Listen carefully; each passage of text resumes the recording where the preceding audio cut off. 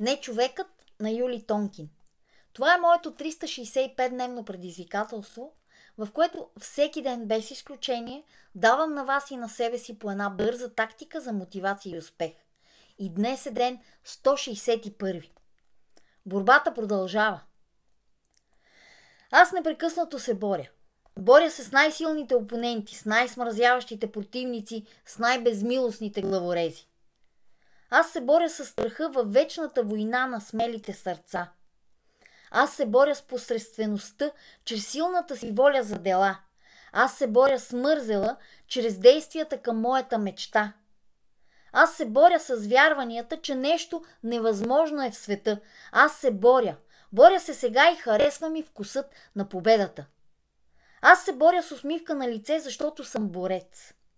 За мен борбата е радостта в моето сърце. Всяка нова хватка е смисълът на моята борба. Всеки силен напън е силата на моята душа. Аз се боря в смъртоносна битка за безсмъртие. Боря се и вярвам, че ще победя, защото това осмисля моята борба.